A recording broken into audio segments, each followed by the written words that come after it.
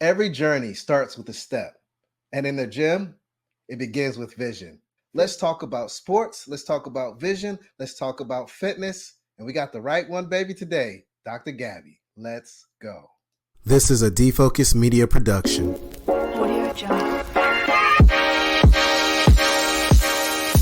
What's up, everyone? It's your favorite optometrist, Dr. Darryl Glover. And I'm Dr. Jennifer Lyerly, resident optometry nerd. And welcome to Defocus Media, optometry's #1 podcast, where we discuss the hottest topics, latest technology, eyewear, practice management, and more. So sit back, relax, and defocus. What's up, everyone? It's your favorite optometrist, Dr. Darryl Glover. Super excited to be here because I get to hang out with another star in eye care that is actually not a stranger to the podcast. She's been on numerous times and she's done a fantastic job that we just have to keep bringing her back. Dr. Gabby, what's going on, my friend? How are you doing today? I'm doing good. Thanks for having me back. I feel like, I'm a celebrity at Defocus. You are a celebrity. As a matter of fact, you're one of our home podcasters, we would say, on the back end here. But super excited to have you today. Super excited to really talk about today's topic, which is all about, living a 2020 lifestyle, right? I mean, the name says it all. The name is your name really on Instagram. Mm-hmm. And I love this name for you because you really embody this. When we think about 2020 vision, we think about being able to see. But you take it to the next level. You've been successful in your career, and you're able to see 2020 vision when it comes to the financial piece, when it comes to the spiritual piece, and most definitely when it comes to the physical piece, because we know you're all about fitness, my friend. I mean, when you go on your Instagram, all we see is you working out, breaking all types of records, and doing all types of wild stuff that I'm scared to do in the gym. But today I'm super excited because I really want to bring together a conversation about, sports vision, vision, fitness, being healthy, just all that jazz in general. Are you game? Let's do it. Awesome. Well, before we get too far gone down the road, let's give a shout out to Johnson & Johnson Vision for really allowing us to have this conversation and really partnering with Defocus Media. It's very important to partner with brands, with companies that do things for the eye care industry. And Gabriela Olivares. And Johnson Vision has done an incredible job, whether it's advocacy, whether it's putting together some amazing products or services. They have really changed the game for eye care professionals. But let's go ahead and get started. Give us a little bit of a background of who you are for those that may be unfamiliar with all the greatness over there on the other side of this screen today, my friend. Sure. So my name is Gabriela Olivares. I went to the Central Florida in Orlando, where I got my degree in microbiology and macrobiology. And that's pretty much where my love for optometry started. I took a class there called an overview of select medical careers, and it kind of taught me about every single health profession. So really scared the crap out of me into wanting to go to medical school. So I was like, what other happy medium can we get here? Because obviously I like to travel. I knew I wanted a family. I knew I wanted my own time, but also I wanted it to be a fulfilling career. So that's when I did a lot of shadowing, and that's when I decided, okay, optometry is for me. I don't have any of those stories that, I've worn glasses since I was really young, and my optometrist, made me feel really good. I actually don't wear glasses or contacts. I've been 20/20 my whole life. And then I went to Nova, and that's where I graduated from optometry school. And soon after graduation, I joined a private practice where it's actually 6 of us total. So it's the biggest practice in South Florida and in Wow. Pembroke Pines specifically. And we do a little bit of everything. We do dry eye treatments. We do myopia control. There's a doctor there that does do sports vision and vision therapy. So we kind of dabble in a little bit of everything. We all have our specialties. So it's kind of nice to be part of a big group practice where there's 30 employees. So there's never a dull moment. And yeah, aside from being an optometrist, I have always had a love or passion for fitness. Okay. So yeah, I've done a little bit of everything. I started with the typical Orange Theory, which most of us, start with, and I actually got a herniation in my lower back. Oh, no. during my fitness journey. Yeah. But it didn't really make me just stop wanting to exercise. It made me want to do more and kind of rehabilitate myself so that I could still push my body to those limits. So all the stuff that you see me doing on Instagram is with a herniated disc, but I can tell you Wow. today that I have no pain, and I'm able to do the things that I love to do because I've been able to strengthen my core so much and support my back that I no longer have any pain. And obviously we all go through like flare ups where something might hurt, but it's so important to stretch every day, and really just have no excuses. There's always a little bit of time that we all have that we can go for a walk, at the end of the day after dinner to kind of help with Yeah. digestion. But really I go at 6 a.m. because I'm like, I got to get it done before the kids wake up, or else I'm not going to get it done. So Right. even if you're not an early morning person, I recommend at least trying because your body will get used to it. I love going in the morning because, at the end of the day, I'm tired. So by like 8 p.m., I'm out. Like I'm done. Kids are in bed, I'm done, and it's time to get to work that next morning. So just finding your group that you really like. There's so many great gyms out there that just have such great like friendships. Yeah. I've had so many new patients from my gym, which is awesome. They call me their eye doctor. So it's been a great referral service too.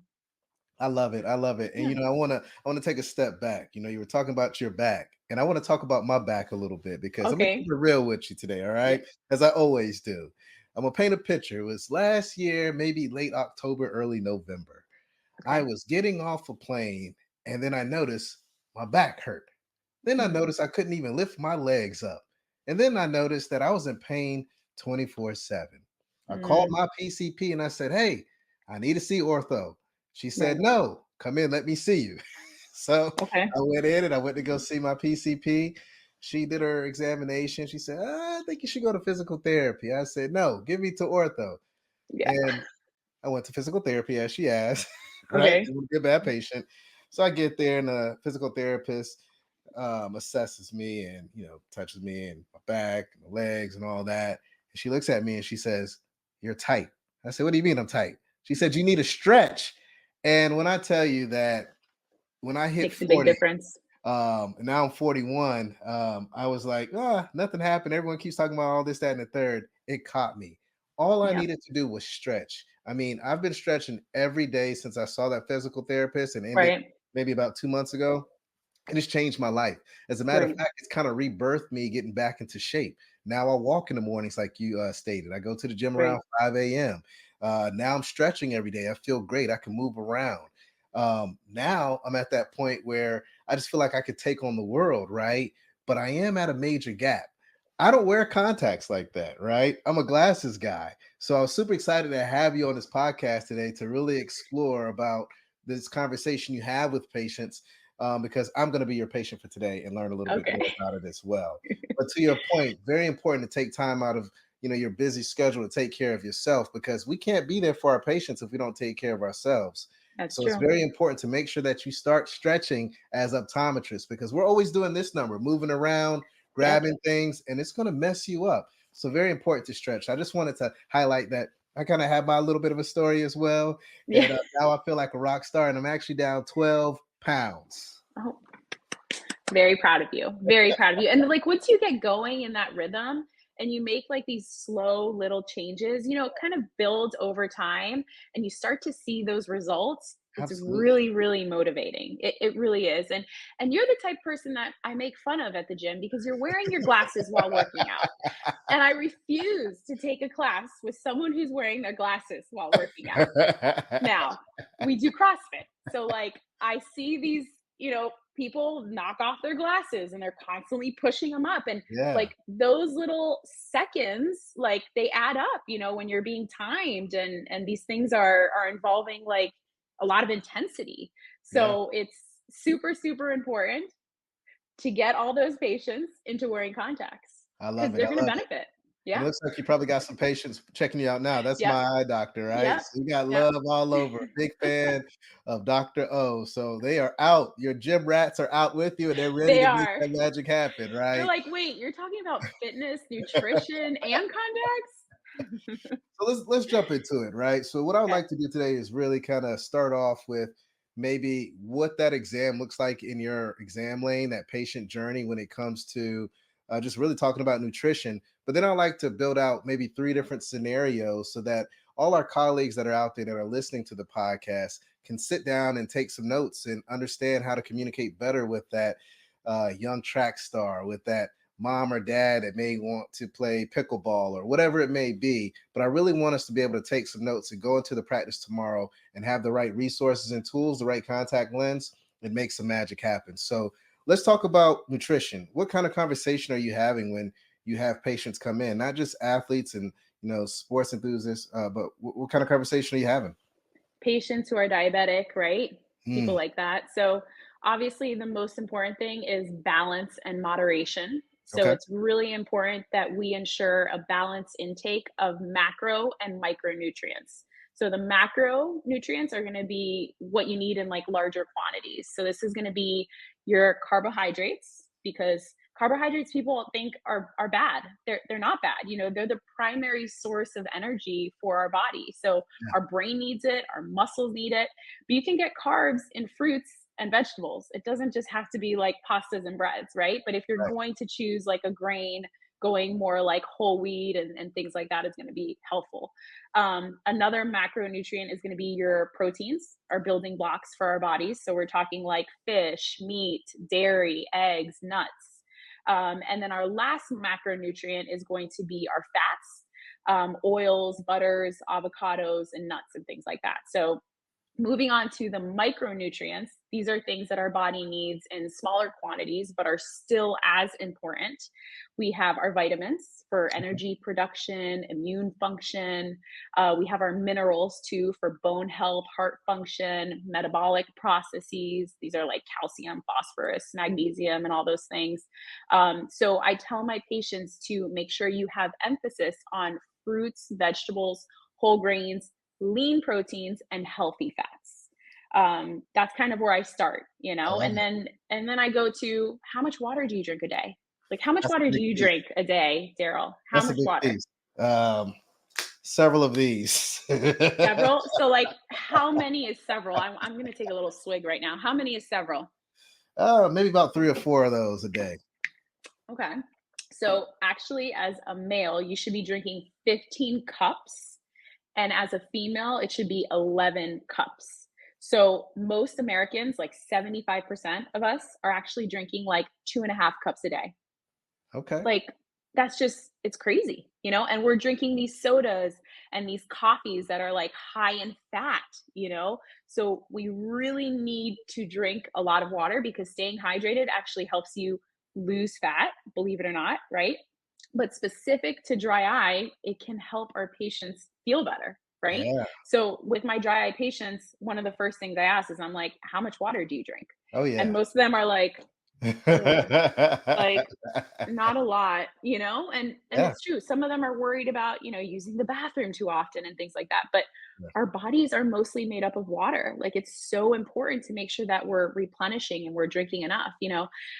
Something also that my coach had mentioned, which is really important, is to limit your intake of fluids 2 hours prior to bedtime in order to ensure well sleep. So if we're getting up in the middle of the night several times to use the restroom, that's interrupted sleep. And we know that also sleep is really, really important to our health, right? Our overall health. Now, if you Also could tell that to limiting, my 3-year-old daughter, then we'll be rocking and rolling, right? But she gets up unfortunately, a bunch of times. she likes to uh, get up. She's potty trained now, right? Right. So So is she's mine. yeah. So Yeah. she'll get up and she says, "I need to use the I need the bathroom." Just bathroom. yeah, it's Yeah. a cute That's thing. We're that's glad an that she's going to the excuse. restroom, but Yeah. still. And you can't say no because like what if she really has to go? Yeah, Right? Then it's like you're a bad parent, you know what I mean? So it's like a good way so to get yeah, in mommy and daddy's bed. Essentially, is what that is. right, right. I need to use the bathroom. I get that. Also limiting processed foods. So processed foods are high in sugar, high in sodium, high in fat, really important. Just don't buy it. When I go to the grocery store, I just don't buy it. So if I Right. don't buy it, I don't have it at my house, and then I don't eat it. Yeah. Sometimes it's hard with kids, because kids like chips and like, these things that aren't so good for our bodies. But Yeah. it's really important for us to be good role models to our kids. Like today we went to the museum and my friend brought goldfish, like all this like random stuff that I know kids can have, but like when I pack, I think, a cheese stick, strawberries, one of those like a peanut butter and jelly sandwich, you know what I mean? Just Yeah. trying to think like kid friendly, but also healthy. Yeah. There's a good balance in that. I think too, what has helped me is reading labels. So understanding like serving sizes, calorie content, nutrition information. You turn that box on the side and you're like, ooh, this is really high in fat. It looked like it should be healthy, Right. or really high in sodium, but you don't really know unless you read that label. Right. And like we said before, is making gradual changes. So start small, incorporate something, and then kind of add to it over time so that you don't feel overwhelmed and then you don't quit, you know? Yeah. Um, for us busy people, because I know sometimes it's always an excuse, oh, I'm too busy. I can't meal prep, because meal prepping is important, right? But Oh yeah. if you can't, there are many meal plan services out there. So like my husband and I, Monday through Friday, we have a meal plan service, that they deliver to our house at like 5 a.m. on Monday. And we Oh, have nice. our planned meals for lunch. So it makes it easy. So if that's an option, that's what I would recommend, because they come with labels, and you can also choose like low in fat or whatever your goal is. You can Right. kind of choose and cater that meal to you. Yeah. No, I love this. This is Yeah. all great information. And when I hear this, I have conversations like this in my exam lane, not as detailed, but now I can go back and rewatch this video and hit it all together, right? But the one thing that I do is I really have a conversation with my patients, and I really go over retinal photos, retinal photography, because I always tell my patients what you consume impacts your eyes. And I show them 100%. all the blood vessels in the back of the eyes, and we have those conversations about elevated cholesterol, diabetes, hypertension, all of those things. And it hits a little differently. And that piece Right. that you brought up in regards to water was huge, because Yeah. when it comes to really creating the ultimate surface, the ocular surface, to be nice and healthy, you have to stay hydrated. And if you're dehydrated, you're never going to really have success with contact lens. Hell, you may not even have that much success with glasses, because that tear film is not going to be healthy. It's going to be a little more jagged and just send those light rays firing all over the place instead of that one sweet spot on the retina, right? So I Right. love that you're really having this real conversation, because you're now setting up these patients for success when they walk into that exam room. So Right. after you cook up everything as far as nutrition and slap their hands a couple times for not drinking Mhm. enough water, how do you jump into a conversation for a patient that may want contact lens? And you see that maybe they don't have the best nutrition, or you see that Right. maybe they're really dehydrated. Right.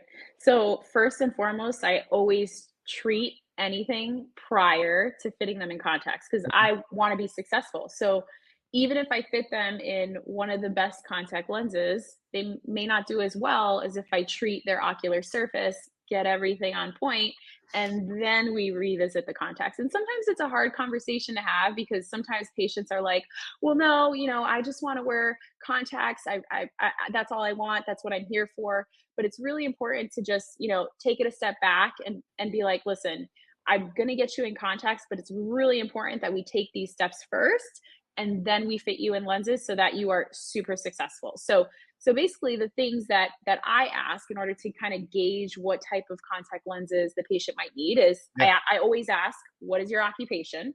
How many hours do you spend on electronics a day, right? So that can kind of influence the need for lenses that maybe help more with dry eye or digital eye strain, maybe blue light contact lenses, right? I also ask them, do you engage in any like hobbies or regular activities? So, for my presbyopic patients, I let them know that, there are multifocal contacts out there that exist. Like I have a lot of patients at my gym that are presbyopic that are bringing their reading glasses to the gym, and they are blown away when they realize that there are actually, multifocals that'll help correct Right. their vision for all distances.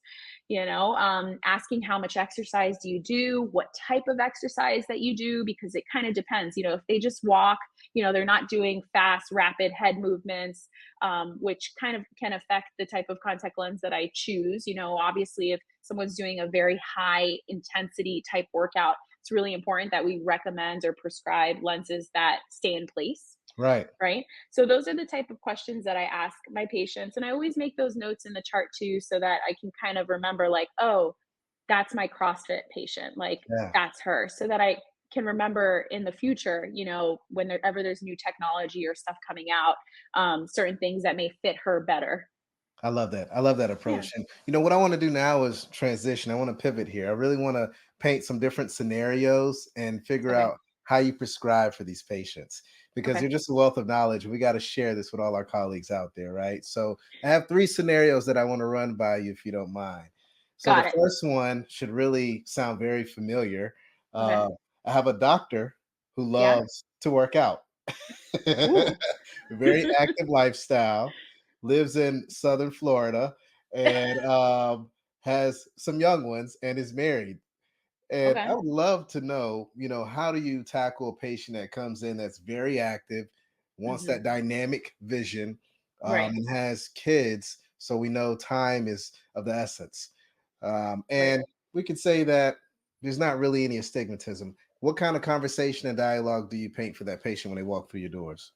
Right. So, first off, I would say that they need a daily disposable. I mean, 90% of my patients wear dailies, and I know we've talked about this before. Yeah. So really that's what I reach for, especially if someone's new. Like, don't even give them the different options. Like, just grab a daily. They don't know any better. And Right. we all know that dailies are best for the eyes. They're lighter, they're thinner, they deliver more oxygen, they're more comfortable. I 100%. mean, we can go on and on and on, right? So for that patient specifically, I would definitely choose a daily disposable lens. I mean, she could possibly get, like, sweat in her eyes, and then also being around kids, they've got germs. What if she touches her eyes and, transfers some sort of bacteria or something onto the lens? So definitely a daily disposable for that patient. It's really important too that we follow up with our patients, Okay. even if they're busy. I try to have the patient back for a 1 week follow up so that I can kind of gauge to see how is that contact lens working for that patient. Make sure that they are not dropping off. Because if I fit them with something and they're not happy, they may think that that's the end all be all, and there's no changes that can be made. So it's really important that we keep these patients wearing contact lenses, because they're going to spend more money on goods and services sold by optometrists. And then also, they're going to actually come back for their annual eye exams, versus patients who wear glasses don't come back as often. They're not as compliant. I love it. I love it. And let me Yeah. ask you this, because one thing that I've found successful in my practice is explaining why I'm prescribing that daily Oh, option, yeah. right? Because it Right. seems that I'm not saying all our colleagues do this, but I have patients come in and they feel like they're not a part of the conversation, right? Right. My patients want to be a part of that conversation. They want buy-in. They want to let you know what they need. And I feel like as optometrists, we have to listen in regards to what their lifestyles are, right? Right. So when I write out that daily prescription, I am telling them some of the things that you touched on. You have children, you spend a lot of time in front of the monitor, you're Right. outdoors all the time, you have allergy issues. This is why I'm prescribing AccuView Max, right? Right. This is why I'm prescribing whatever, contact lens that may be out there. And as soon as I'm able to connect the dots, there's no kickback on, well, I want to buy weekly because my best friend has bi-weeklies, or I want Right. monthlies because those are more cost effective. Right. Once you're able to break it down, I think it connects the dots a little bit more. And I know that's pretty Yeah. much what you're doing in your practice as well. 100%. Every time I go to pull a lens for a patient, I tell them why I Yeah. chose this lens. And then, I have them back to make sure that it's comfortable and that they're seeing well. But it is very important that we communicate with that patient properly and let them know why we chose this lens, so that they don't come back saying, oh, well, my friend Susie has a monthly lens. Like, I just want to wear that, you Right. know?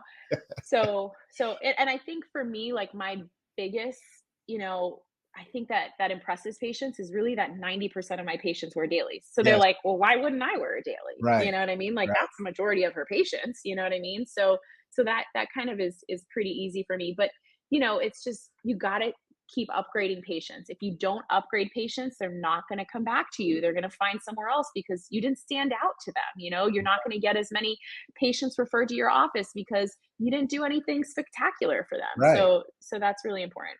And that's how you lose patients to online. That's how you lose sales. That's how you lose that loyalty to your practice. You have to create value for that patient that's sitting in front of you. Now, I know you're all about innovation and technology. I'm curious, what's your go-to daily contact lens? Definitely Max, and I wish Max had a toric lens. I'm Uh-oh. hoping it does soon because, you know, Johnson AccuView Max lenses are just they're so comfortable. I've been able to get patients who haven't been able to wear contacts because of dry eye or Mhm. irritations into contact lenses. And just patients love the blue light technology. You say blue light and they're freaking, Yeah. eyes open up like, "Oh my gosh, like I Sign have me blue up. light glasses. I don't have to wear blue light glasses anymore at the computer over my contacts." Like, no, you can wear these blue light, contacts. Right. As far as astigmatism goes, I definitely choose the Acuvue Oasis One Day for Astigmatism Okay. because that lens is designed differently than other lenses on the market. So I just feel like it's more stable on the eye. Gotcha. Gotcha. Good to hear. Good to hear. All right. So we got scenario number two. We have a professional athlete who Mhm. loves to read, and that's above the age of 40. So they're a presbyope. And Okay. they have intense physical activity and again, leisure reading more than anything. What are we going to do for this patient when they walk through your door? Because I know you get these day in and day out in your practice. Is this a patient that has astigmatism? No astigmatism. No astigmatism? Okay. So, well, I mean, it's easy. So I would just like my other presbyopic gym, patients. Did you say this was a gym one? Is that Yeah. what you said? Yep. Okay, that likes to read a lot? They're a professional athlete that Okay. enjoys to read in their Okay. downtime. And how are we Okay. going to balance their intense physical activities and leisure Okay. reading? With their reading. Okay. Yeah. So this is an easy one. So I would definitely choose the Max Multifocal, and that's because the way that Max Multifocal was designed is with something called pupil optimized design. Okay. So these lenses are not like cookie cutter type lenses. It's not like a one size fits all. So the center, the pupil profile will actually change. Okay, the power profile changes depending on the size of the patient's pupil. So patients who are myopic and younger have larger pupils. Patients who are hyperopic and older have smaller pupils. So this lens actually takes that into account. So when you're fitting a +4 low, it's not going to be the same design as a -4 low. So we know that if the pupil matches the profile of the lens, like the optical center of the lens, the patient's going to get better distance vision at distance, intermediate, and near. So that's why Max Multifocal, it sets it differently than like other types of lenses, just because of the way that the lens is designed. Like it changes the size in the center of the lens so that the patient's looking out of the proper part of the lens. Yeah, when I hear that, it brings joy to my heart, right? Because I'm thinking about how every patient that walks through your door is completely different. So Right. why would you have the same lens design for every patient that walks through your doors? I mean, this get Right. as custom as you can get when it comes to really a soft Right. contact lens, right? And that Right. opens up the door to opportunity to help a lot of patients that have been struggling day in and day out. But most importantly, it's a smooth segue into needing a multifocal. I mean, we Hmm. lose so many patients whenever they jump into that age of needing a Right. multifocal, right? Or we put them in monovision, which it works for Hmm. some folks, but why not have that binocular vision, right? Right. Why not be able to have that dynamic vision? Why not be able to take it to the next level with your vision? So I'm glad to hear that they have that pupil optimized technology. That is truly a Right. game changer. Right. I agree. Gotcha, gotcha. All right, so we got one last one here we're gonna cook up. Okay. So this is a high school student who runs track. Okay. What advice would you give a high school student who runs track that has astigmatism? Okay. How would you ensure that they have the best visual performance during their activities that they're doing throughout the day as well? High school Okay. student, astigmatism, run Okay. Got track. it. Got it. Let's go. So just like multifocals are designed differently and created differently by different manufacturers, so are astigmatism lenses. So astigmatism lenses, there's different types of factors that kind of play into a successful fit. So you have to remember that the lid is constantly interacting with that lens. Right. And we know that with astigmatism, right, there's two different powers. So if the lens is like rotating every time that you're blinking, that could lead to unstable vision, right? So that's really important. You have to make sure that the lens has rotational stability and also that the lens isn't shifting with like rapid head movements or eye movements, right? Yeah. So talking about the different stabilization methods that are seen currently with contact lenses, there's four. The first one is prism ballast, which means that there's a thin apex up at the top and then a thicker base at the bottom. Okay. Then there's periballast, which has these kind of peripheral ramps or angles with also a thick inferior ballast at the bottom. So the thickest area is going to be at the bottom closest to the periphery. But these two types of stabilization methods are gravity dependent. So this can be challenging with rapid head movements or eye movements outside of like that central gaze. So this is hard for patients who like run track Right. or play basketball or any type of sport, basically, because you're constantly like, moving your head or going at fast speeds. So this could possibly interfere with the lens positioning. So their vision might not be as clear as it should be, right? So Yeah. then we also have a dual thin zone, which means that there's actually more thickness in the middle and thinner at the top and the bottom. So it kind of has that same effect where the lid kind of grabs the top and the bottom of the lens. But I think that the last stabilization technique is probably the most unique. It's the blink stabilized design, which is unique to J&J astigmatism lenses across the board. It's unique because they know, or we know, that as we blink, our eyelids don't just meet here, centrally, right? The Right. top lid kind of goes in nasally and down, and then the bottom lid kind of retracts. So, with these contact lenses that are gravity dependent, every time you go to blink, that patient might say, oh, but when I blink, it takes a couple seconds for me to kind of, regain focus. So that doesn't happen with the Johnson & Johnson astigmatism lenses. So when you blink, it's got these like four stability zones on it that's going to help realign the lens with every blink, and it's totally resistant to gravity. Also, the reason why I like these lenses is because the patient doesn't feel the lens as much Okay. because there's minimal lid interaction. It's not going to be like thicker in one area because sometimes they might be like, oh, but I feel it like down here, Right. So with these lenses, you don't feel that. And then it just helps provide clear, stable vision, with head movements, eye movements, and all that. Yeah. But kind of going into a little bit more detail. So not only just choosing the best design, also choosing a lens that has a low coefficient of friction, which is Okay. also known as lubricity. So that's how smooth does the eyelid kind of glide over that contact lens and that cornea.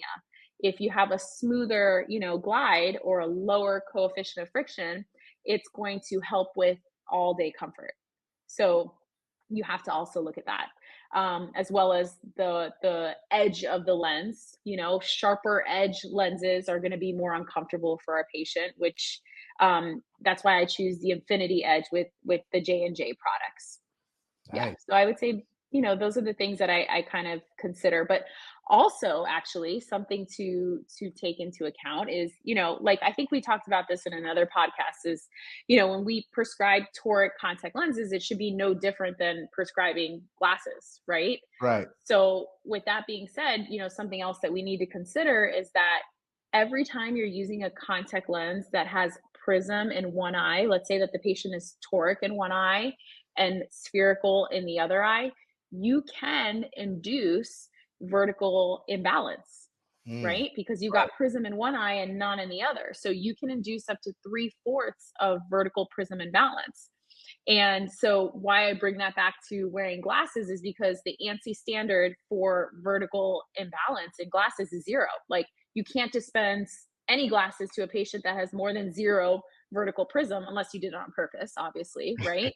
So we know that obviously that prism imbalance isn't going to cause diplopia, but it can cause visual discomfort, and it could possibly lead to dropout in our patients. So, that happens when we're prescribing, our patients who have maybe toric in one eye and spherical in the other eye. So that's something else that we need to take into account.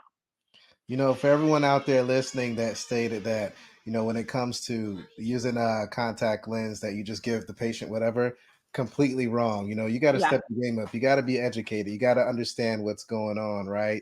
There's so many different pieces, so many different ways to look at a contact lens fitting that you got to have all the facts. And I just love how you just broke down all these different patients, all these different scenarios, because now I feel better educated going into that exam lane to make the magic happen. I mean, job well done. Thank you. So, Dr. Gabby, I Love it. really appreciate you really putting me on to game today. This has been Mm. fantastic. I love everything that you touched on, from really being able to understand the patient when they walk into your office, and really having that conversation about nutrition. What you put in your body impacts your eyes. Are you hydrated? Are you drinking enough cups? Am I drinking 15 of these bad boys a day? No. So I need to step my game up. Am I drinking coffee throughout the day? Yes. I need to do away with it, right? I got to figure this out in moderation. I got to make sure I go into that grocery store with the right mindset.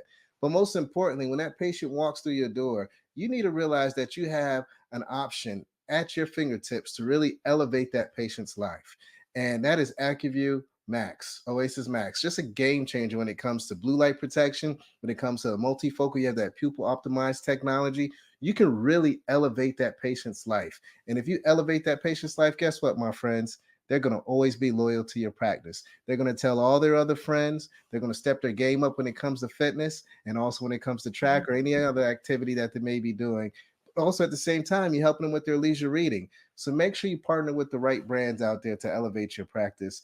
Dr. Gabby, any last minute thoughts, anything that you want to share with our listeners, our followers out there, because you are clearly putting me to shame when it comes to fitting contact lens, my friend. What other gems do you have out there for us? Yeah. So, how let's quickly talk about like how to, stay up to date with like the latest technologies and things Yeah, like that. Obviously, making sure you're a part of your professional organizations and societies, attending conferences and meetings to stay up to date with like innovations. But also something I really love is Johnson & Johnson holds different events at their institute in Jacksonville, Florida, and they have workshops and hands-on training. So they invite students sometimes doctors. So being a part of that really helps you kind of immerse yourself into, why you should choose, their products over other products.